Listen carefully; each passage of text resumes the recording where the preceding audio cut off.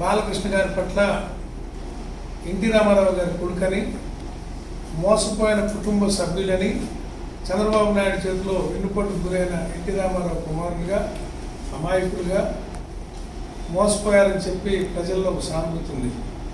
కానీ చంద్రబాబు నాయుడు పవన్ కళ్యాణ్కి ఇస్తున్న ఇంపార్టెన్స్ని ఓర్చుకోలేక, చిరంజీవి గారికి సమాజంలో ఉన్న గౌరవాన్ని ఓర్చుకోలేక ఆయన ఈ రకంగా అసెంబ్లీలో వెళ్ళగలుగుతూ జగన్ గారి మీద నోరు జారాడు. అంటే చిరంజీవి గారికి జగన్ గారు మర్యాద చేశాడనేది ఆయన లోపల ఉన్న అభిమతం. దాన్ని అక్కసుని వెళ్ళగక్కాడు. ఇటువంటి ఆయన మాట్లాడినప్పుడు ఊగుతా మాట్లాడిన మాటలు అందరూ చూశారు. ఏ స్థితిలో ఉన్నాడో ఆయనకు ఆ సమయంలో ప్రజలందరూ కూడా అర్థం చేసుకున్నారు. మీరు బాలకృష్ణ గారికి చెప్తా ఉన్నాం, మీరు మీ ఇంట్లో కాల్పులు జరిపినప్పుడు మీరు ఏ సర్టిఫికేట్ తోటి కోర్టుకు చెప్పుకొని బయటకు వచ్చారు?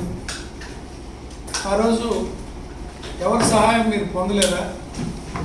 శిక్షణ లేకుండా ఇటువంటి మాటలు మాట్లాడటం మీ విఘ్నత పోయిందని, మీకు సమాజంలో మిమ్మల్ని మీరే చులకన చేసుకుంటున్నారు, మీ వ్యక్తిత్వాన్ని మీరే చంపుకుంటున్నారు. ఏ రోజు కూడా జగన్ గారిని, చంద్రబాబు నాయుడు, లోకేష్ని ఉద్దేశించి మా పార్టీ మాట్లాడింది తప్ప బాలకృష్ణ గారి గురించి ఎవరు అనుకోం. కానీ బాలకృష్ణ గారు అనవసరంగా ఎవరికాడైతే సహాయం పొందాడో వాళ్ళతోటి విమర్శించడం వల్ల ఎన్టీఆర్ నేర్పిన సంస్కార విధాన్ని మా అందరికీ ఆశ్చర్యంగా ఉంది. ఇది మంచి పద్ధతి కాదని తెలియజేస్తాం.